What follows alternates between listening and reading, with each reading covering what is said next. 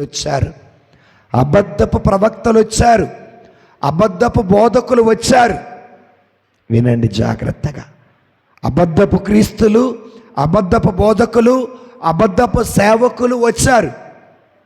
ఈ కపట క్రీస్తులు చేసే మొట్టమొదటి పని ఏంటంటే సేవకుల్నే మోసము చేస్తారు. రెండవది మహత్కార్యాలని చేస్తారు. మూడవది వింతలు చేస్తారు. దేవుని స్తోత్రం, హల్లెలూయా హల్లెలూయా. ఈనాడు ప్రజలకు కావలసింది సత్య సువార్త కాదు.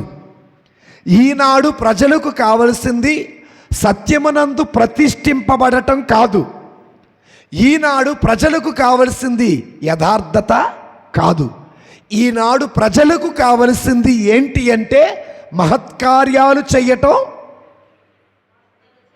వింతలు చెయ్యటం, మోసాలు చెయ్యటం. ఇది అందుకే యేసు ప్రభు వారు ఏమన్నారు?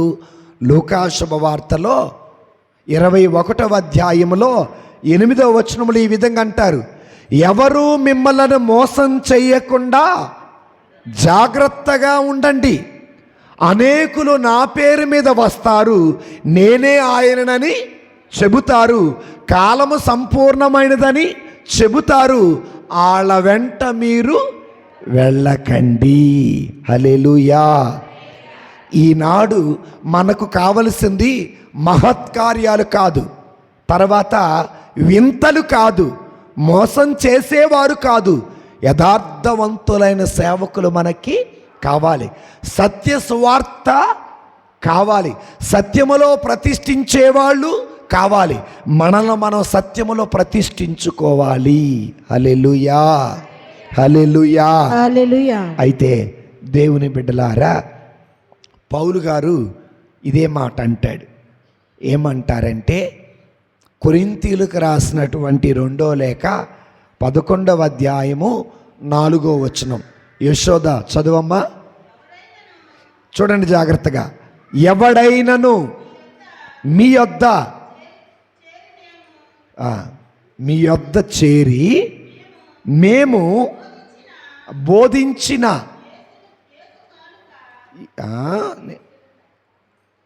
సరిగ్గా చదవాలమ్మా, యేసుని కాక,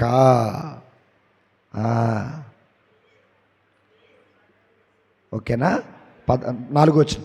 ఎవరైనను మీ యొద్దకు వచ్చి మేము బోధించిన యేసును కాక వేరొక యేసును బోధించినను మీరు సంతోషముతో సహిస్తారు. Praise the Lord. పౌలు గారు కొరింథీతో సంఘంతో అంటున్నాడు, ఓ కొరింథీ సంఘమా, మీ మధ్యకి కొంతమంది సేవకులు వస్తారు. వారేమంటారు? మేము మరొక యేసు అంటారట. వాళ్ళు చెప్పిన మాటలే వింటామట మనం. వినండి జాగ్రత్తగా, ఎంత చక్కనైన మాట. మేము బోధించిన యేసును గాక మరొక యేసును గురించి పరిచయం చేస్తారు. వాళ్ళు చాలా సంబరపడిపోతారట. పౌలు గారు చక్కగా మాట్లాడు, ఎవరైనాను మీ యొద్దకు వచ్చి మేము బోధించిన యేసును గాక మరొక యేసును బోధించినను మీరు సంతోషముతో సహిస్తారు. అంతేకాక మా నుండి మీరు పొందిన ఆత్మను సందేశమునకు విరుద్ధమైన వేరొక ఆత్మ సందేశమును కూడా మీరు అంగీకరిస్తారు. ఇక్కడ 3 ఉన్నాయి. ఒకటి వేరొక ఆత్మ, వేరొక యేసు, మరొక సందేశం. Praise the lord. మనము అంత్య దినాలలో ఉన్నాం. ఏ దినాల్లో? అంత్య దినాలలో. అంత్య దినాలలో జరిగే మొట్టమొదటి సూచక క్రియ ఏంటి అంటే అబద్ధపు క్రీస్తు రావటం.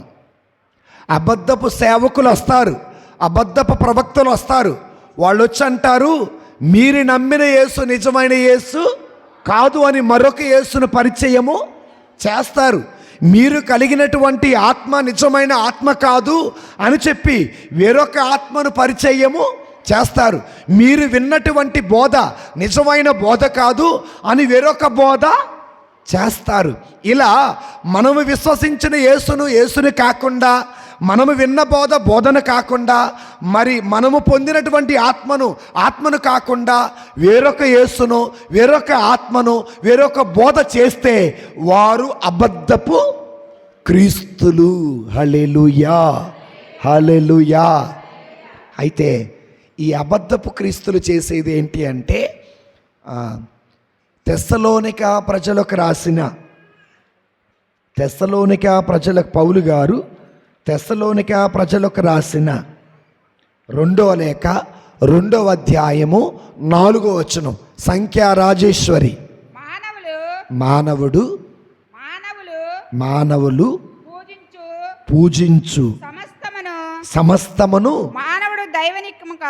మానవుడు దైవికముగా భావించిన దేనినైనను ఆ దుష్టుడు వ్యతిరేకించును. అర్థమైందా?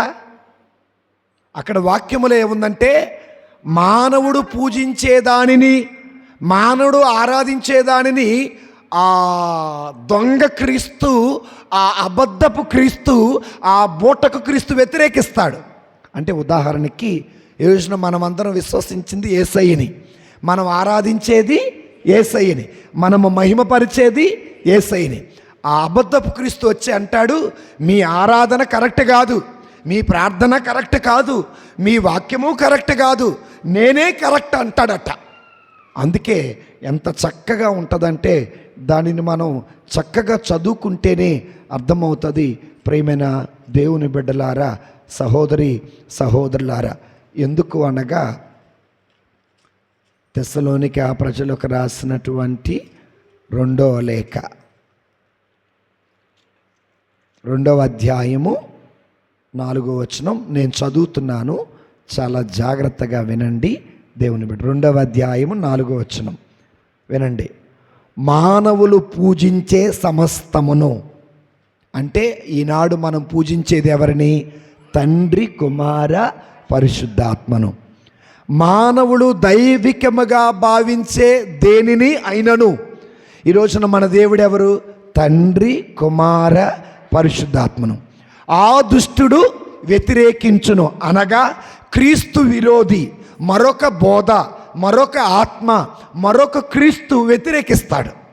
అర్థమైందా? అర్థమైతే చప్పట్లు కొట్టని మరలా చెప్తా, మీకు అర్థమయ్యేలా చెబుతా వినండి. ఈ మధ్యలో కపట బోధలు, కపట క్రీస్తులు, కపట ప్రవక్తలు చాలామంది వచ్చారు. వాళ్ళ విషయంలో జాగ్రత్తగా మనము ఉండాలి. వాళ్ళు మనల్ని మోసం చేస్తారు. ఏమని మోసం చేస్తారు అంటే, మీ ఆరాధ్య దైవమే కాదు, మీరు పూజించే దేవుడే కాదు అని వ్యతిరేకిస్తారు. వ్యతిరేకించి ఏం చేస్తాడు? తర్వాత చూడండి, అతడు సమస్తమునకు అతీతునిగా తనను భావించుకొనును, అంతేకాక దేవుని ఆలయములో ప్రవేశించి కూర్చుండి తానే దేవుణ్ణని. అబద్ధపు క్రీస్తట క్రీస్తుని తీసి పక్కన పెడతాడట, తనే దేవుణ్ణని చెప్పుకుంటాడట. దేవుని స్తోత్రం, హల్లెలూయా, హల్లెలూయా. అయితే తనను తాను క్రీస్తునిగా ఎంచువాడు దేవుడు కాదు. అంత్య దినాలలో వస్తాయి. అందుకే యేసు ప్రభు వారు ఏమన్నారు? అబద్ధ క్రీస్తులు వచ్చారు, జాగ్రత్త. మోసం చేసేవాళ్ళు వచ్చారు, జాగ్రత్త. అదేవిధంగా మహత్కార్యాలు చేసేవాళ్ళు వచ్చారు, జాగ్రత్త. తర్వాత వింతలు చేసేవాళ్ళు వచ్చారు, జాగ్రత్త అన్నారు. దేవుని స్తోత్రం, హల్లెలూయా. అయితే వింతలు చేసేవాళ్ళని చూపిమంటారా? వింతలు చేసేవాళ్ళని రండి, దర్శన గ్రంథానికి రండి. దర్శన గ్రంథానికి రండి, 13వ అధ్యాయానికి రండి. 13వ వచనం చదవాలి. నెక్స్ట్ ఎవరమ్మా? చదువమ్మా. ఈ 2వ జంతువు గొప్ప అద్భుతాలని ప్రదర్శించెను. ఆగండి, ఏ జంతువు అట ఇది? 2వ. ఇప్పుడు ఈ 2వ జంతువు ఎవరో మనకి తెలియాల. ఈ 2వ జంతువు ఎవరో తెలియకుండా నేను మీకు చదివించాననుకో, మీకు అది అర్థము కాదు. మొదటి జంతువు ఎవరు? వినండి జాగ్రత్తగా. మొదటి జంతువు ఎవరు అనగా సాతానుడు. ఆ సాతానుడు ఎక్కడి నుండి త్రోసివేయబడ్డాడు? మికాయేలుతో యుద్ధము చేసి పరలోకము నుండి భూలోకములోనికి గెంటివేయబడ్డాడు. ఈ దుష్టుడు ఏం చేశాడు? ఆయన నోటి వెంట, సాతానుడు తన నోటి వెంట మహాసముద్రాన్ని సృష్టించాడు. ఈ మహాసముద్రములో నుండి ఒక జీవి పైకి వచ్చింది. అక్కడ 13వ అధ్యాయం 1వ వచనం చూడండి. అంతలో సముద్రము నుండి ఒక మృగము, ఒక్క నిమిషం, ఎక్కడి నుంచి వచ్చిందట? సముద్రములో నుండి వచ్చిందట. ఈ సముద్రం ఎక్కడి నుంచి వచ్చింది అనేది మనకు తెలియాలి. ప్రియమైనటువంటి దేవుని బిడ్డలారా, సహోదరి సహోదరులారా, 12వ అధ్యాయానికి రండి. వచ్చారా? 15వ వచనం చదువమ్మ మరియమ్మ, నువ్వే చూడండి.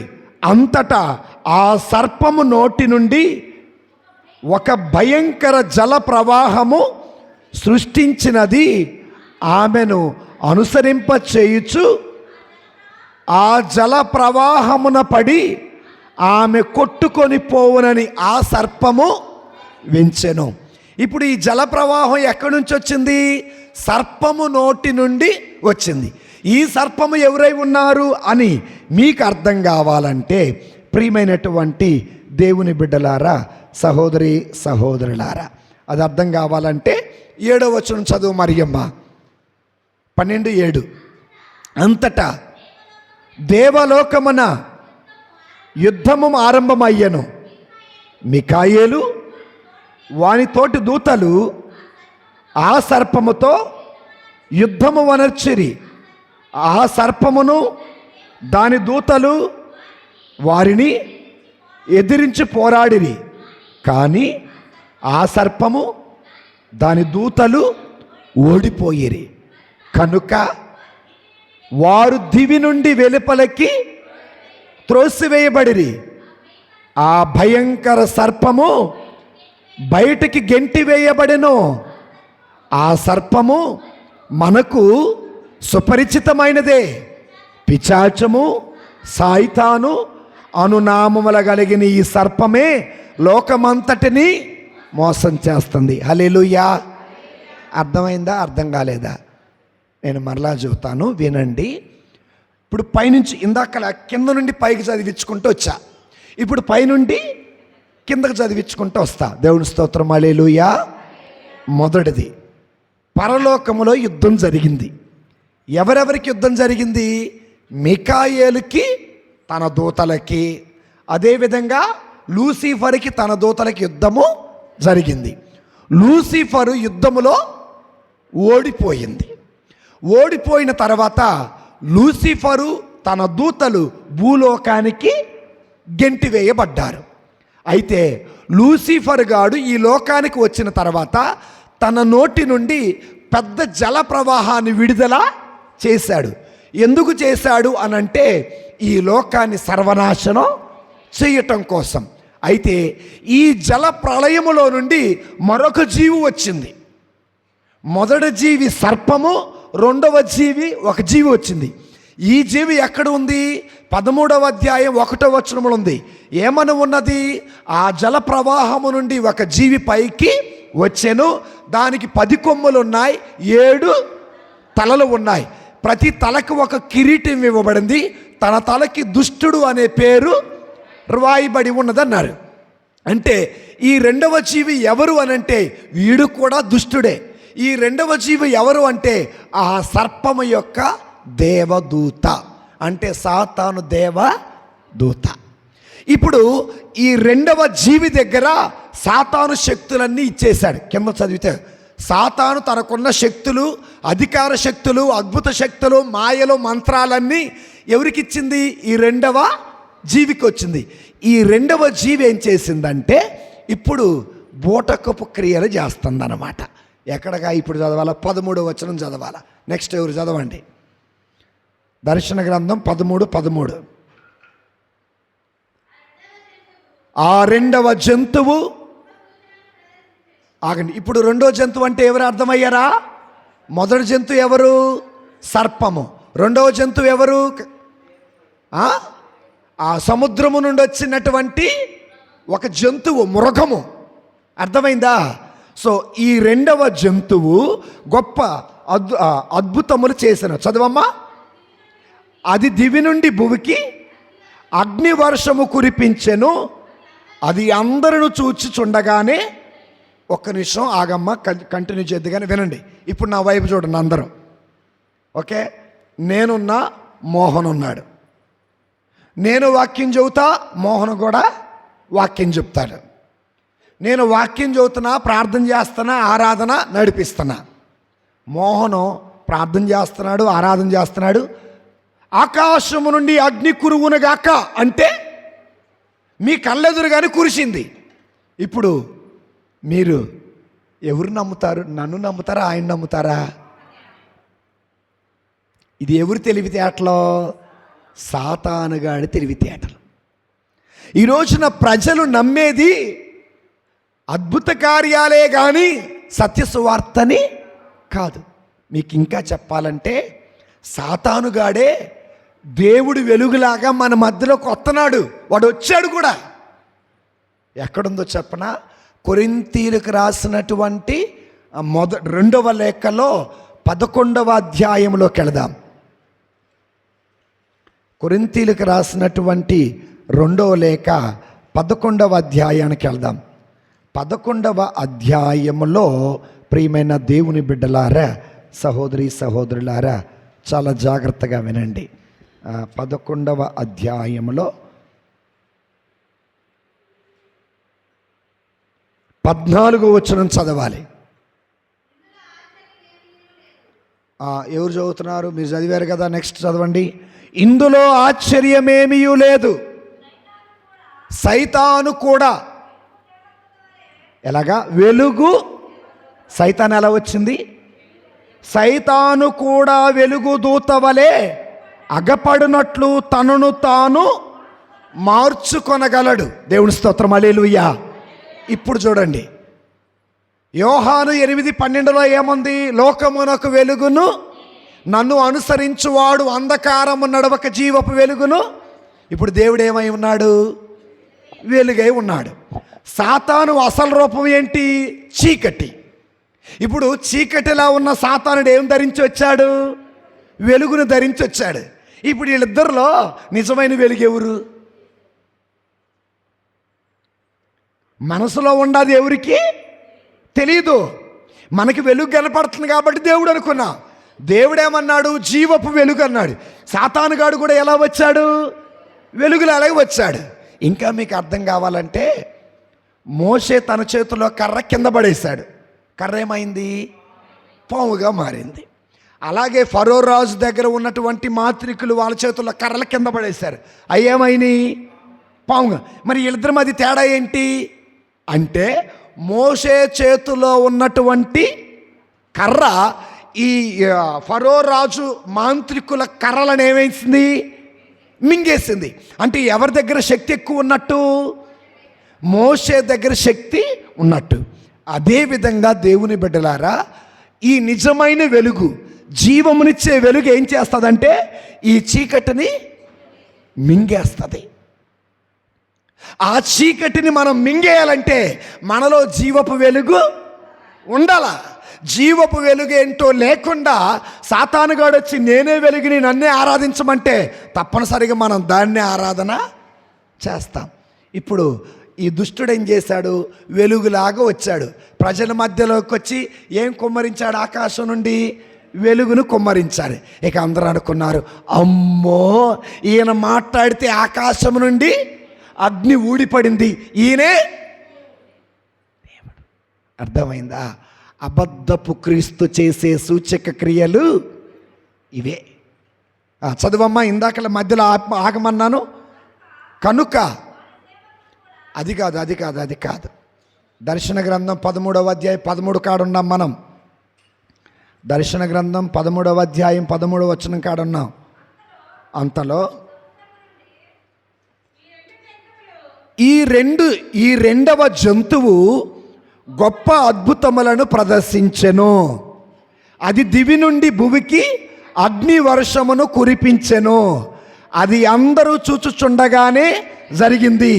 ఈ మాయల ద్వారా అది భువి అందలి ప్రజలందరినీ, అది కదా సాతానుకున్న గుణం ఏంటి?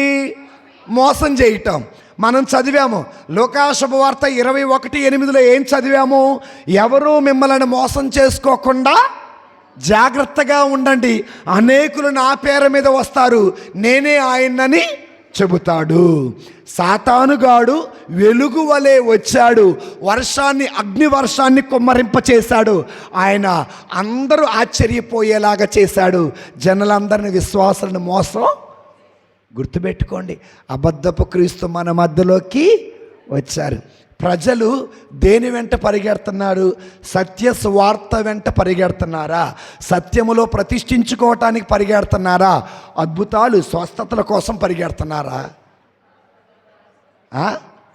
ఎంత గట్టిగా గొంతు చించుకొని చెప్పినా, వాక్యము టు వాక్యం చెప్పినా అక్కడ ఈనదో ఎక్కదో. అబ్బా, పడిపోయినోని లేపితే ఈయనలో దేవుడు ఉండాడు రోయ్. అర్థమైందా నేను చెప్పింది? దేవుని బిడ్డలారా, ఇప్పుడు ఈ సాతాను అనుచరుడు ఏం చేశాడు? అగ్నిని కుమ్మరింపు చేసి ప్రజలందరినీ మోసం చేశాడు. అంటే తన మాయల్లోకి తెచ్చుకున్నాడు అనమాట. మాయల్లోకి తెచ్చుకున్న సాతానుడు ఏం చేశాడు? చదవమ్మా, కంటిన్యూ చెయ్యమ్మా. నెక్స్ట్ వేరే వాళ్ళు చదవాలి. సలోమి నువ్వే అటు అయిపోయారు. హైమావతి, ఉషా వచ్చింది. ఈ మాయల ద్వారా భువి అందలి ప్రజలందరినీ మోసగించెను. ఓకే, అది ఆ మహిమలను మొదడు జంతువు సమక్షముననే వనర్చుటకు అనుమతింపబడెను. కత్తిచే గాయపడపబడి జీవించిన ఆ మొదటి జంతువు గౌరవార్థము ఒక విగ్రహము నిర్మించవలసినదిగా ఈ జంతువు మానవాళికి, ఈ రెండో జంతువు ఏమందంట? దేవుణ్ణి నేనే, ఇక నా విగ్రహాన్ని మీరు పెట్టండి. అర్థమైందా? రెండో దూత వచ్చింది, అగ్నిని కుమ్మరించింది, ప్రజల్ని ఏం చేసింది? మోసం చేసింది, తన మాయలోకి తీసుకుంది. ఇప్పుడు ఒక విగ్రహాన్ని ఏర్పాటు చెయ్యండి. విగ్రహం ఏర్పాటు చేసిన తర్వాత ఏం జరిగింది? చదువమ్మా, 15వ వచనం. ఆ మొదటి జంతువు విగ్రహములోనికి ప్రాణము ఊదుట ద్వారా రెండవ జంతువు ఆ విగ్రహమునకు ప్రాణము పోసెను. అంతటా ఆ విగ్రహము మాట్లాడగల శక్తినిదై తనను తాను పూజించుటకు ఇష్టపడని వారిని చంపగలిగి ఉండెను. అర్థమైందా? విగ్రహం పెట్టారట, ఈ దూత ఆ విగ్రహానికి ఏం పోసిందట? ప్రాణం పోసిందట. ఏం పోసింది? ప్రాణం పోసింది అందంట, ఇక దేవుణ్ణి నేనే, మీరే నన్నే ఆరాధనకి చెయ్యాల. ఇప్పుడు మీరు అనొచ్చు, ఫాదర్ గారండి మరి విగ్రహారాధన చేస్తలేదా అన్న మాట మీరు అనొచ్చు. వినండి జాగ్రత్తగా. లేటెస్ట్ విగ్రహారాధనలు ఏంటియో తెలుసా? నేను మీకు చాలాసార్లు చెప్పాను, ఒకసారి రిపీట్ చేస్తా. ప్రస్తుతానికి ఒక విగ్రహం ఆరాధన చేస్తున్నాం, విగ్రహం పరిపాలన చేస్తుంది, అది అబద్ధపు క్రీస్తు. అది లేకపోతే పని జరగదు. ఓకేనా? అది లేకపోతే పని జరగదు. ఏంటి అంటే ఎవరు చదవాల్సిన వాళ్ళు? హైమావతి, కొలస్సీలకు రాసిన లేఖ 3వ అధ్యాయం 5వ వచనం. కొలస్సీలు 3:5. కొలస్సీలు 3:5. జారత్వము, అపవిత్రత, మోహము, దురాశ, ధనాపేక్ష వంటి ప్రాపంచిక వ్యామోహములను మీరు కొత్త నిబంధనలో నాగజ్యోతి, తుదముట్టించవలయను. ధనాపేక్ష విగ్రహారాధనకి మారు రూపం. ఆ రెండవ దూత వచ్చింది, విగ్రహాన్ని స్థాపించి దానికి ఆరాధన చెయ్యమంది. ఈ రోజున మన అందరి ఇళ్లలో ఉన్న విగ్రహం ఏంటి అంటే ఏపేక్ష, ధనాకాంక్ష. ఎవరైతే ధనాకాంక్ష కలిగి ఉన్నారో వారందరూ కూడా అబద్ధపు క్రీస్తు అనే విగ్రహారాధన చేస్తున్నారు. గుర్తుపెట్టుకోండి బిడ్డలారా, అది నేనైనా, అది నువ్వైనా, అది ఎవరైనా. దేవుని స్తోత్రం, హల్లెలూయా. ఏ వ్యక్తియు ధనమును దైవాన్ని సేవ చెయ్యలేరు. సో నాకు ధనము కావాలి, దేవుడు కావాలంటే అది కుదరదు. నువ్వు ఆరాధిస్తే దేవుణ్ణి నన్ను ఆరాధించు, లేదా ధనాన్న. ధనమును ఆరాధించువాడు సాతాను అనుచరుడయ్యాడు, దేవుణ్ణి ఆరాధించువాడు దైవమును అనుసరించువాడయ్యాడు. సో ధనమును ప్రేమించటం అనేది ఒక విగ్రహారాధన. తర్వాత ఇంకొకటి ఉంటుంది. సమూవేలు మొదటి గ్రంథం 15వ అధ్యాయము 23వ వచనం. సమూవేలు మొదటి గ్రంథం 15:23. ఎవరు నెక్స్ట్? పెరికెలి ఇగ్నేశ్వరమ్మ చదవాలి.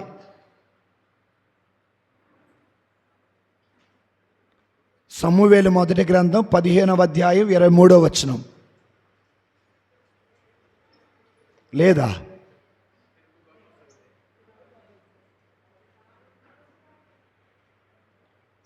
సరే చూడండి.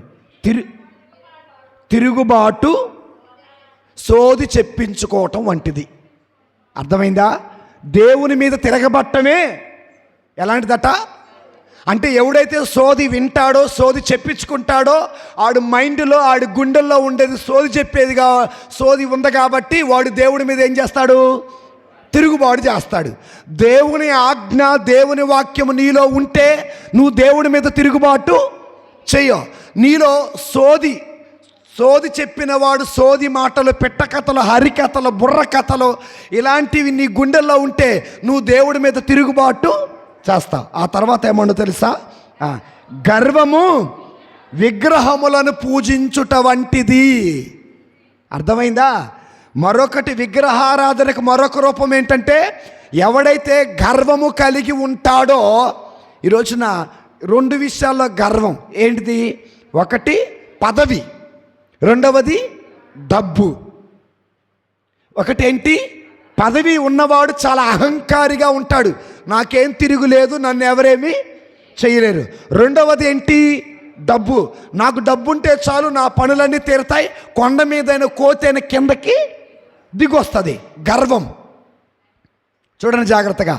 గర్వము ఉన్నవాడు విగ్రహారాధన చెయ్యువాడు, ధనమును ప్రేమించువాడు విగ్రహారాధన చెయ్యువాడు. దేవుడేమన్నాడు? అబద్ధపు క్రీస్తు వస్తాడు, క్రీస్తు ప్రభు దేవుడు కాదని చెబుతాడు, తానే ఒక విగ్రహాన్ని స్థాపించాడు, ఆ విగ్రహానికి జీవం పోస్తాడు, ఆ విగ్రహాన్ని ఆరాధన చేయమంటాడు, ఆ విగ్రహం ఆరాధించకపోతే చంపుతాను అంటాడు. ఈ రోజున విగ్రహం, బైబిల్ ప్రకారం విగ్రహం, యేసయ్య చెప్పిన విగ్రహం ఏంటంటే, ఒకటి ధనాపేక్ష, రెండవది గర్వం. హల్లెలూయా. నీలో గర్వం ఉందా? నాలో గర్వం ఉందా? మనలో గర్వం ఉందా? అయితే మనము నిజమైన క్రీస్తుని నిరాకరించాము, అబద్ధపు క్రీస్తుని స్వీకరించాము. గుర్తుపెట్టుకోండి. దేవుడి స్తోత్రం, హల్లెలూయా. తర్వాత కింద ఉంటుంది, చదవమ్మా. ఇక్కడ కాదు. దర్శన గ్రంథం 13వ అధ్యాయం 15వ వచనం కాడ ఆగిపోయాం మనం. దర్శన గ్రంథం 13వ అధ్యాయం 15వ వచనం దగ్గర ఆగిపోయాం. సో 16వ వచనం నేను చదువుతున్నాను, జాగ్రత్తగా వినండి. చిన్న, పెద్ద, ధనిక, దరిద్ర, దాస, స్వతంత్ర మానవులందరూ తన కుడి చేతి పైన, నొసల పైన ముద్రింపబడవలెను అని ఆ జంతువు ఏంటిదో ముద్ర వేసేది. చూద్దాం ఏంటిదంటే, ఆ ముద్ర ఉన్నవానికే, ఆ ముద్ర ఉంటే గాని ఎవడును ఏమీ కొనజాలక అమ్మజాలక ఉండెను. ఆ ముద్ర ఏంటంటే జంతువు నామము లేదా ఆ జంతువు యొక్క సంఖ్య. అర్థమైందా? అబద్ధపు క్రీస్తు వస్తాడు, వచ్చేం చేస్తాడు? మన కుడి చేతి మీద ఏమేస్తాడు? తన ముద్ర వేస్తాడు. మన నుదుటి మీద ఏమేస్తాడు? ముద్ర వేస్తాడు. ఈ ముద్ర ఉన్నవాడే కొనాలి, ఈ ముద్ర ఉన్నవాడే అమ్మాలి. చూడండి ఎంత ఎంత ఇదిగా ప్రయత్నం చేస్తున్నాడు దేవుని బిడ్డలారా. కాబట్టి అబద్ధపు క్రీస్తు ఆల్రెడీ మన మధ్యలోనికి వచ్చేసాడు.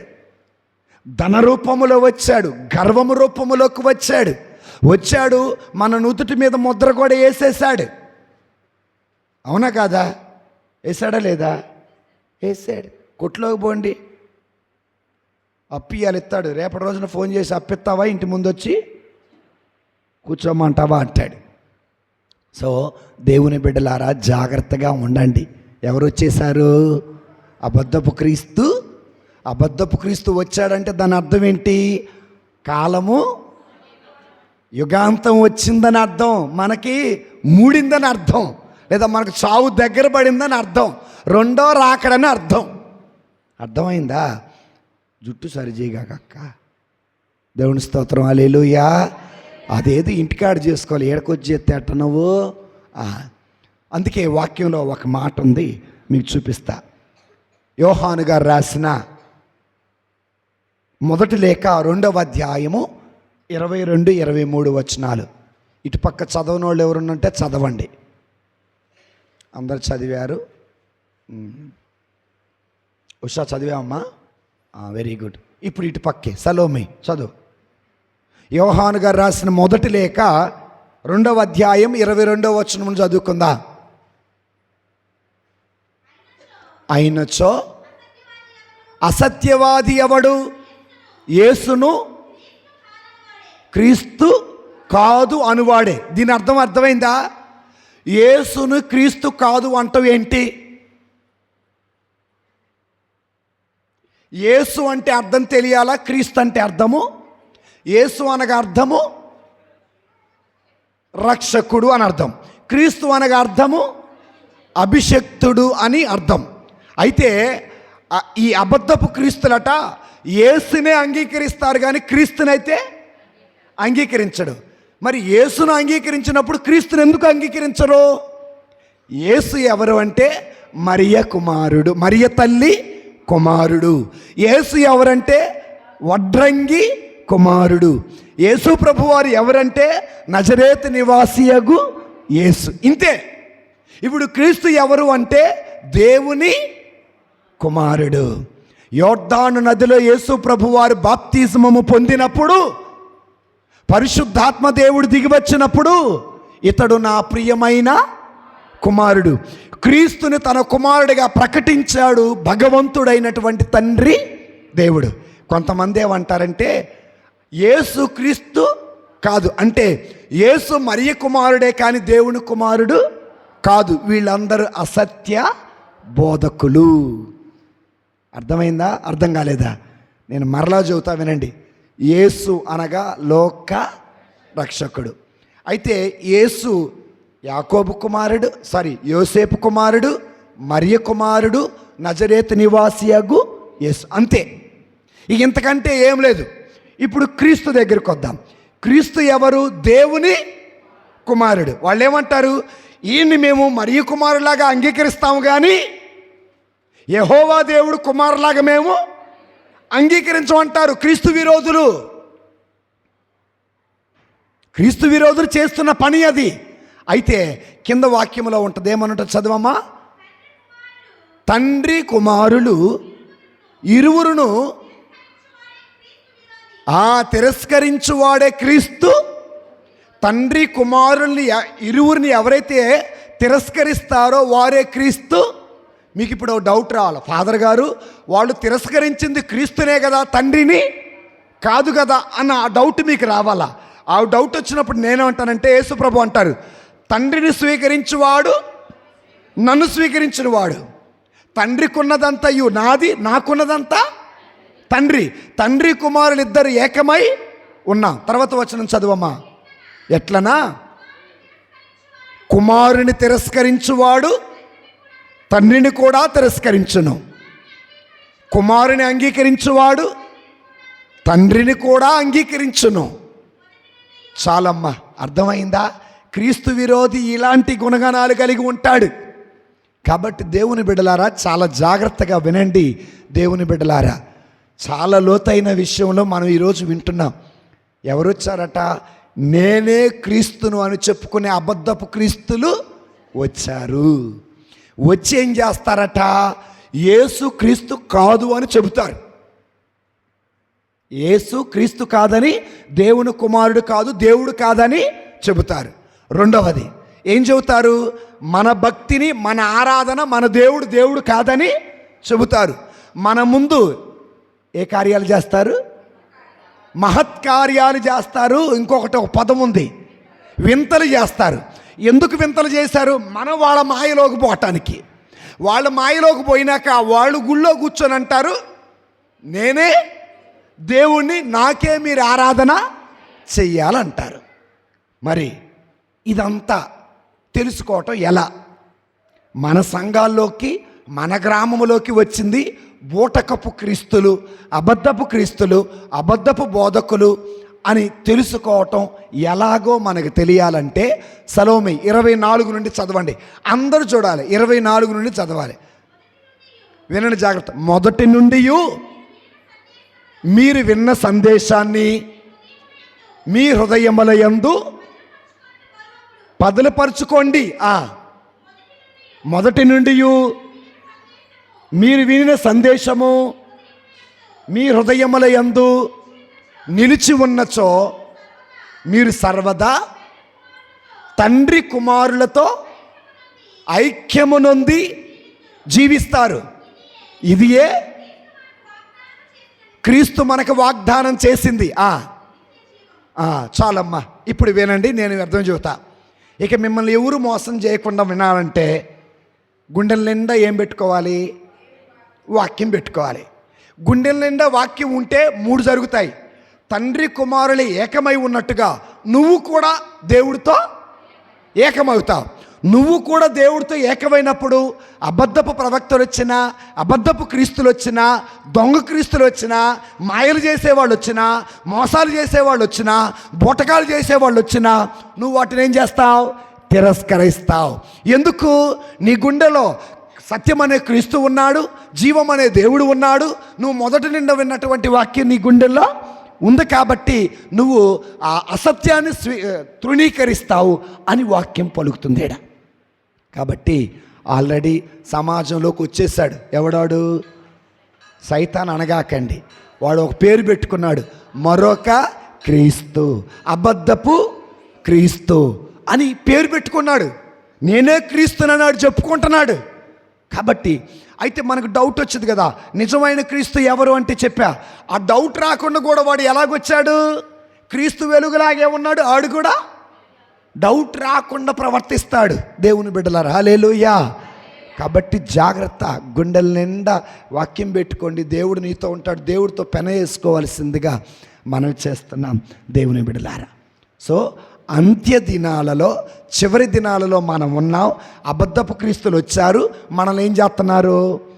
మనకు మోసపు మాటలు చెబుతున్నారు, దేవుని పరిచర్య చేయకుండా అడ్డం పెడుతున్నారు, గుళ్ళోకి రాకుండా అడ్డాలు పెడుతున్నారు, ప్రార్థన చేయకుండా కూడా ఆటంకాలు పెడుతున్నారు. దేని రుచి చూపిస్తున్నారు? డబ్బు రుచి చూపిస్తున్నారు. దేని రుచి చూపిస్తున్నారు? డబ్బు ఉందన్న గర్వంతో ఉన్నారు. ఏమంటున్నారు? డబ్బును ఎరగా వేసి అడ్డం పడుతున్నారు. మరి వాళ్ళు కాదా అబద్ధపు క్రీస్తులు? హల్లెలూయా. ఏ క్రీస్తులు? ఏ క్రీస్తులు? అబద్ధపు క్రీస్తులు వచ్చారు, మన ఊర్లో ఉండారు. మీకు తెలుసో లేదో? నాకు తెలుసు. హల్లెలూయా, హల్లెలూయా, హల్లెలూయా. ఇది మొదటిది.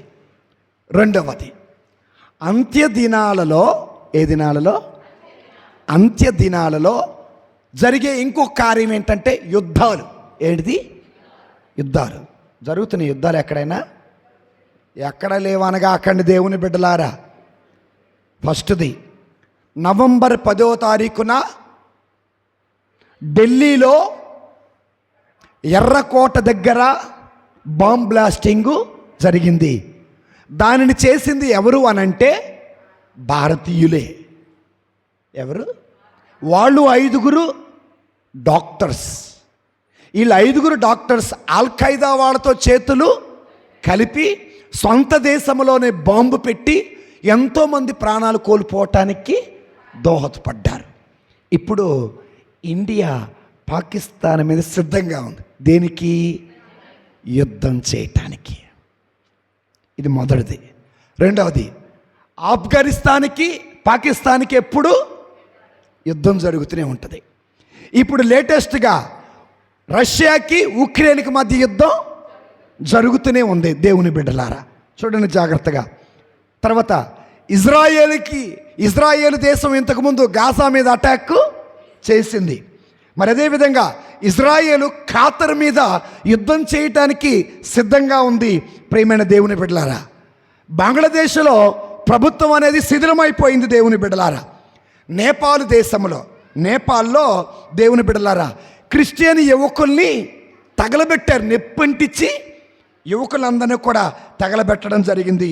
ప్రియమైనటువంటి దేవుని బిడ్డలారా, సహోదరులారా, సో ఇంగ్లాండ్ దేశంలో 150,000 మంది ఇతర దేశస్తులని మీరు మీ దేశానికి వెళ్ళిపోండి, ఉండొద్దు అని చెప్పేసి వాళ్ళ మీద ధర్నాలు చేస్తున్నారు. దేవుని బిడ్డల యుద్ధాలు జరుగుతున్నాయి. మనకు మనూరే లోకం, బయట లోకం తెలియదు ఇంకా. సో ప్రియమైన దేవుని బిడ్డలారా, అమెరికాకి మరి యుద్ధం సిద్ధంగా ఉంది. చూడండి జాగ్రత్తగా, అమెరికాకి యుద్ధానికి సిద్ధంగా ఉంది. దేనికి అంటే దేవుని బిడ్డ ఇజ్రాయేల్ దేశము టర్కీ మీద యుద్ధం చేయడానికి సిద్ధంగా ఉంది. కాబట్టి సో దేశంలో ఏం జరుగుతున్నాయి, ప్రపంచంలో ఏం జరుగుతున్నాయి?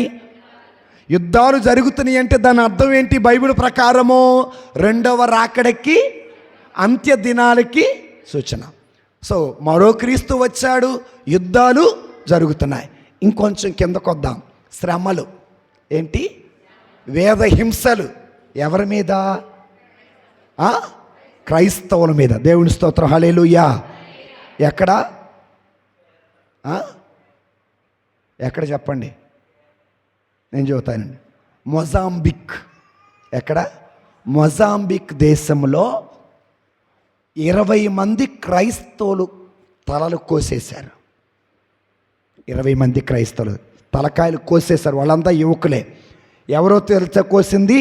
ఇస్లామిక్ చెందినటువంటి జిహాద్ వాళ్ళు. దేవుని బిడ్డలారా, నైజీరియాలో, ఎక్కడ?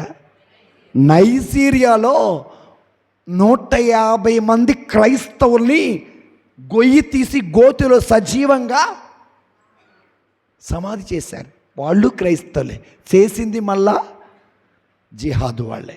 దేవుని బిడ్డలారా, మరి అదేవిధంగా మొజాంబిక్లో చాలా దేవాలయాలు, ముఖ్యంగా మందిరాలని, టెంపుల్స్ని నిప్పుబెట్టి తగలబెట్టారు. దేవుని బిడ్డలారా, చైనా దేశంలో 30 మంది సేవకులు అండర్ గ్రౌండ్లో దేవుడి పరిచర్య చేస్తుంటే వాళ్ళని పట్టుకొని బయటికి లాగి ఆ 30 మంది సేవకుల్ని చంపేశారు. దేవుని బిడ్డలారా, ఈ విధంగా మీకు తెలిసినట్టయితే లేటెస్ట్గా అమెరికా దేశంలో చార్లే అనే ఒక క్రైస్తవుణ్ణి ఒక ముస్లిం సహోదరుడు కత్తితో పొడిచి చంపేశాడు.